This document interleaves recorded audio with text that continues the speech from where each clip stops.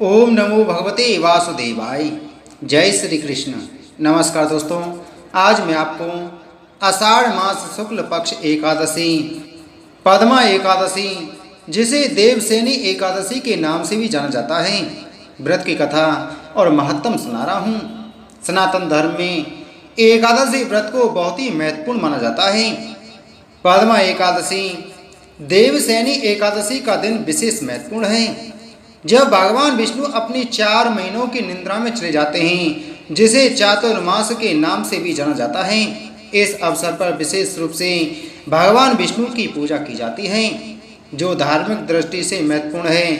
यह एकादशी शुभ कामनाओं और आशीर्वादों के साथ मनाई जाती है, जो व्यक्तिगत और सामाजिक उन्नति में मददगार सिद्ध होती हैं। हिंदू धर्म ग्रंथों में देवसेनी एकादशी के महत्व को विस्तार से बताया गया है। शास्त्रों के अनुसार इसी दिन से भगवान विष्णु 4 माह के लिए विश्राम के लिए चले जाते हैं और इन 4 महीनों में सभी प्रकार के मांगलिक कार्य जैसे विवाह, मुंडन, उपनयन संस्कार, गृह प्रवेश इत्यादि जैसे कार्य नहीं किए जाते हैं। मान्यता है कि देवसेनी एकादशी व्रत के दिन भगवान विष्णु की उपासना करने से सुख, समृद्धि और ऐश्वर्य की प्राप्ति होती है और व्यक्ति के सभी पाप नष्ट हो जाते हैं।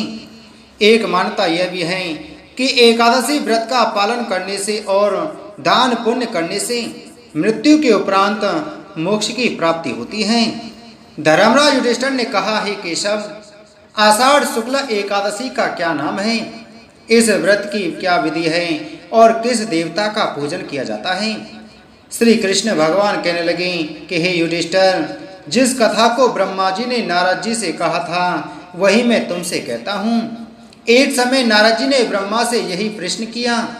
तब ब्रह्मा जी ने उत्तर दिया कि हे नारद, तुमने कलयुगी जीवों के उद्धार के लिए बहुत उत्तम प्रश्न पूछा है, क्योंकि एकादशी व्रत सब व्रतों में श्रेष्ठ है।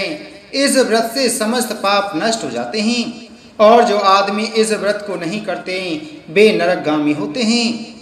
इस व्रत के करने से भगवान विष्णु प्रसन्न होते हैं। इस एकादशी का नाम पद्मा है और इसी एकादशी को देवसेनी एकादशी के नाम से भी जाना जाता है। इस एकादशी से लेकर 4 महीनों तक के लिए भगवान विष्णु निद्रा में चले जाते हैं। उसके बाद में कोई भी शुभ कार्य नहीं होता है। अब मैं एक पौराणिक कथा कहता हूँ, चित्त लगाकर सुनो। मानधाता नामक एक सूर्यवंशी राजर्षि राज करता था। वह अत्यंत सत्यवादी, महान प्रतापी और चक्रवर्ती था। अपनी प्रजा का पुत्र की तरह पालन करता था। उसकी प्रजा धन धान्य से भरपूर और सुखी थी। एक समय उस राजा के राज में 3 वर्षों तक वर्षा न होने के कारण अकाल पड़ गया। प्रजा अन्न की कमी के कारण अत्यंत दुखी हो गई। अन्न न होने से राज्य में यज्ञ आदि भी बंद हो गए।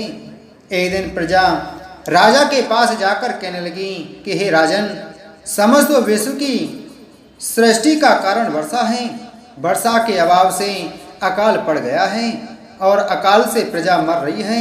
इसलिए कोई ऐसा उपाय बताओ जिससे प्रजा का कष्ट दूर हो।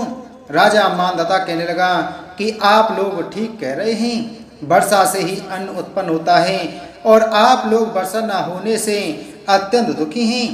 मैं आप लोगों के दुखों को समझता हूँ। ऐसा कहकर राजा कुछ सेना साथ लेकर वन की तरफ चल दिया। वह अनेक ऋषियों के आश्रम में भ्रमण करता हुआ अंत में ब्रह्मा के पुत्र अंगिरा ऋषि के आश्रम में पहुंचा। वहां राजा ने घोड़े से उतरकर अंगिरा ऋषि को प्रणाम किया। मुनि ने राजा को आशीर्वाद देकर कुशल क्षेम के पश्चात उससे आश्रम में आने का कारण पूछा। राजा ने हाथ जोड़कर विनीत भाव से कहा कि हे भगवान, सब प्रकार से धर्म पालन करने पर भी मेरे राज्य में अकाल पड़ गया है। इससे प्रजा अत्यंत दुखी है। राजा के प्रभाव से ही प्रजा को कष्ट मिलता है, ऐसा शास्त्रों ने कहा है। जब मैं धर्मानुसार राज्य करता हूँ तो मेरे राज्य में अकाल कैसे पड़ गया। मैं आपके पास इसी संदेह को निवृत्ति करने के लिए आया हूँ। कृपा करके मेरे संदेह का निवारण कीजिए। साथ ही प्रजा के कष्ट को दूर करने का कोई उपाय बतलाइए। इतनी बात सुनकर ऋषि कहने लगे, हे राजन, यह सतयुग सब युगों में उत्तम है। इसमें धर्म के चारों चरण सम्मिलित हैं, अर्थात इस युग में धर्म की सबसे अधिक उन्नति है। लोग ब्रह्मा की उपासना करते हैं और ब्राह्मणों को ही केवल वेद पढ़ने तथा तप करने का अधिकार है, परंतु आपके राज्य में एक शूद्र तपस्या कर रहा है। इसी दोष के कारण आपके राज्य में वर्षा नहीं हो रही है। इसलिए यदि आप प्रजा का भला चाहते हो तो उस शूद्र का वध कर दो। इस पर राजा कहने लगा, महाराज, मैं उस निरपराध तपस्या करने वाले शूद्र को किस तरह मार सकता हूँ? आप इस दोष से छूटने का कोई और उपाय बताइए। तब ऋषि कहने लगे कि हे राजन, यदि तुम अन्य उपाय जानना चाहते हो तो सुनो। आषाढ़ मास के शुक्ल पक्ष की पद्मा नाम की एकादशी का विधि पूर्वक व्रत करो। इस एकादशी को देवसेनी एकादशी के नाम से भी जाना जाता है। इस व्रत के प्रभाव से तुम्हारे राज्य में वर्षा होगी और प्रजा सुख पावेगी। इस एकादशी का व्रत सब सिद्धियों को देने वाला तथा उपद्रवों को शांत करने वाला है। अतएव प्रजा सेवक तथा मंत्रियों सहित तुम इस एकादशी के व्रत को करो। मुनि के वचन सुनकर राजा ने अपने नगर वापस आकर विधि पूर्वक पद्मा एकादशी का व्रत किया। उस व्रत के प्रभाव से वर्षा हुई और प्रजा को सुख पहुंचा। अतः इस मास की एकादशी का व्रत सब मनुष्यों को करना चाहिए। यह व्रत इस लोक में भोग और परलोक में मुक्ति का देने वाला है। इसकी कथा के पढ़ने व सुनने से मनुष्य के समस्त पाप नष्ट हो जाते हैं। इसी एकादशी को देवसेनी एकादशी भी कहते हैं। चतुर्मास का व्रत इसी एकादशी से प्रारंभ होता है। कुंती पुत्र युधिष्ठिर बोले कि हे भगवान, देवसेनी का व्रत कैसे किया जाता है? तब श्री कृष्ण बोले कि हे राजन, अब भगवान विष्णु के शयन व्रत और चतुर्मास व्रत की कथा कहता हूँ, आप ध्यान पूर्वक सुनिए। जब सूर्य कर्क राशि में आता है तब भगवान शयन करते हैं, और जब तुला राशि में आता है तब भगवान सोकर उठते हैं। अधिक मास के आने पर भी यह क्रिया इसी प्रकार चलती है।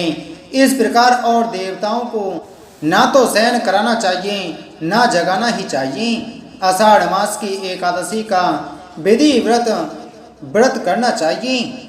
उस दिन विष्णु भगवान की चतुर्भुजी सोने की मूर्ति बनाकर चतुर्मास व्रत के नियम का संकल्प करना चाहिए। भगवान की मूर्ति को पीतांबर पहनाकर सुंदर श्वेत दैया पर शयन करावे और धूप दीप नैवेद्य आदि से भगवान का षोडशोपचार पूजन करें। पंचामृत से स्नान आदि कराकर इस मंत्र को पढ़ें। हे ऋषिकेश, लक्ष्मी सहित मैं आपका पूजन करता हूँ। आप जब तक 4 मास शयन करें, मेरे इस व्रत को निर्विघ्न रखें। इस प्रकार से विष्णु भगवान की स्तुति करके शुद्ध भाव से मनुष्यों को दातुन आदि के नियमों को ग्रहण करना चाहिए। विष्णु भगवान के व्रत को शुरू करने के 5 काल वर्णन किए हैं। देवसेनी एकादशी तक यह व्रत किया जाता है। एकादशी, द्वादशी, पूर्णमासी, अष्टमी और कर्क की संक्रांति से व्रत प्रारंभ किया जाता और कार्तिक शुक्ला द्वादशी को समाप्त कर दिया जाता है। इस व्रत के करने से समस्त पाप नष्ट हो जाते हैं। जो मनुष्य प्रति वर्ष इस व्रत को करते हैं वे सूर्य जैसे दैदीप्यमान विमान पर बैठकर विष्णु लोक को जाते हैं। इस व्रत में गुरु तथा शुक्र उदय अस्त का विचार अवश्य करें। यदि सूर्य धन राशि के अंश में भी आ गया तो यह तिथि पूर्ण समझी जाती है। जो स्त्री या पुरुष पवित्र होकर शुद्धता पूर्वक इस व्रत को करते हैं वह सब पापों से छूट जाते हैं।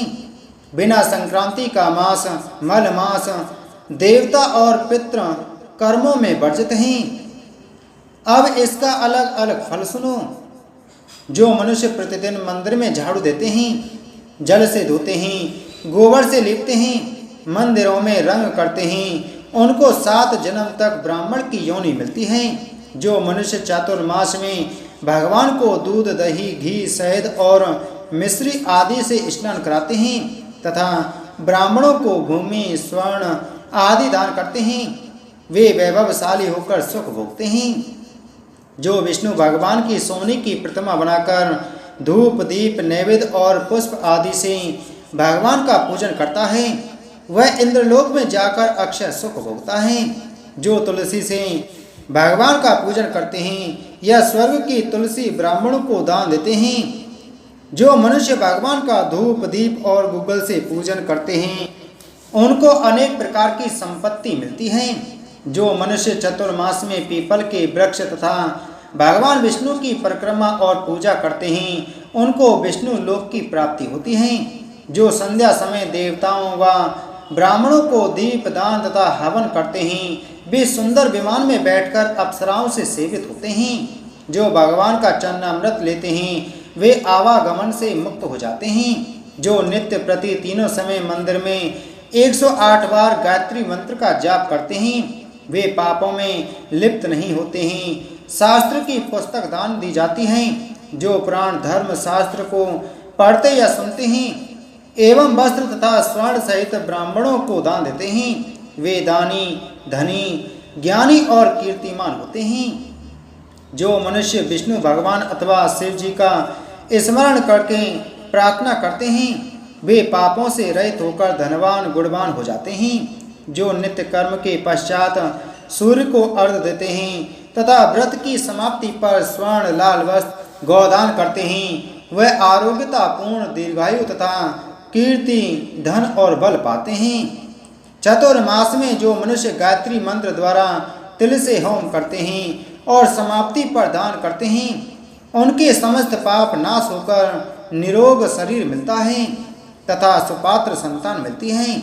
जो मनुष्य अन्न से हवन करते हैं और समाप्त हो जाने पर घी घड़ा और वस्त्रों का दान करते हैं वे ऐश्वर्यशाली होकर ब्रह्मा के समान भोग भोगते हैं और उनके शत्रुओं का नाश हो जाता है। जो पीपल का पूजन करते हैं तथा अंत में स्वर्ण सहित वस्त्रों का दान करते हैं वे सब पापों से छूटकर भगवान के भक्त हो जाते हैं। जो मनुष्य तुलसी जी धारण करते हैं तथा अंत में भगवान विष्णु के निमित्त ब्राह्मणों को दान करते हैं वे विष्णु लोक को प्राप्त होते हैं। जो मनुष्य चतुर्मास व्रत में भगवान के शयन के उपरांत उनके मस्तक पर नित्य प्रति दुर्वा चढ़ाते हैं और अंत में स्वर्ण की दुर्वा का दान करते हैं वे भी वैकुंठ लोक को जाते हैं। और जो दान करते हुए इस प्रकार स्तुति करते हैं कि हे दुर्वे जिस भांति पृथ्वी पर शाखाओं सहित तुम फैली हुई हो उसी प्रकार मुझे अजर अमर संतान दो। इस प्रकार स्तुति करके सोने की दुर्वा ब्राह्मण को दान कर दें। ऐसा करने वाले मनुष्य सब पापों से छूट जाते हैं और अंत में उनको स्वर्गलोक की प्राप्ति हो जाती है। जो भगवान विष्णु और शिव के मंदिर में जाकर रात्रि जागरण व गान करते हैं वे भी स्वर्ग को प्राप्त होते हैं। जो चातुर्मास व्रत में उत्तम ध्वनि वाला घंटा दान करते हैं उनको यह प्रार्थना करनी चाहिए, हे भगवान, हे जगतपति, आप पापों का नाश करने वाले हैं। आप मेरे करने योग्य कर्मों को तथा ना करने योग्य कर्मों के करने से जो पाप उत्पन्न हुए थे उनको नष्ट करिए। व्रत की समाप्ति पर जो गायों का एक ही कपिला गोदान करके वस्त्र दान करते हैं अथवा जो नित्य प्रति ब्राह्मणों को नमस्कार करते हैं वे धनी होते हैं, उनका जीवन सफल हो जाता है, साथ ही समस्त पापों से छूट जाते हैं। चतुर्मास में जो ब्राह्मणों को भोजन कराते हैं उनकी आयु तथा लक्ष्मी की वृद्धि होती है। जो मनुष्य स्वर्ण का सूर्य बनाकर ब्राह्मण को दान देते हैं उसका फल 100 यज्ञों के समान होता है। जो शिव जी की प्रसन्नता के लिए चांदी या तांबा दान करते हैं उनको पुत्र की प्राप्ति होती है। जो शहद युक्त तांबे के पात्र में गुड़ भरकर और शयन होने पर तिल सोना और जूते का दान करते हैं, अन्न वस्त्र का दान देते हैं, वे अक्षय सुख को प्राप्त करके लक्ष्मीवान होते हैं। जो वर्षा ऋतु में गोपी चंदन दान करते हैं वे भोग और मोक्ष को प्राप्त होते हैं। जो सूर्य और गणेश जी का पूजन करते हैं वे उत्तम गति को प्राप्त होते हैं। जो चतुर्मास में भगवान का हवन करते हैं और शक्कर दान करते हैं साथ ही उद्यापन करते हैं उनके सब पाप नष्ट हो जाते हैं और उनको कीर्तिमान पुत्र की प्राप्ति होती है। उद्यापन की विधि यह है, 4 फल या 8 फल वाले तांबे के 8 पात्र और 48 फल के एक तांबे के पात्र में शक्कर भरकर वस्त्र फल दक्षिणा सहित ब्राह्मण को दान करें। हे कुंती पुत्र, चातुर्मास व्रत करने वाला मनुष्य गंधर्व विद्या में निपुण और स्त्रियों का परम प्रिय होता है। जो मनुष्य चातुर्मास व्रत में ब्राह्मण को फल शाक आदि देते हैं वे सुख और राजयोगी होते हैं। जो मनुष्य इस व्रत में प्रतिदिन सौंठ मिर्च पीपल वस्त्र और दक्षिणा सहित दान करते हैं और व्रत के अंत में सोने की सौंठ मिर्च आदि दान देते हैं वे 100 वर्ष तक जीवित रहकर अंत में स्वर्ग को जाते हैं।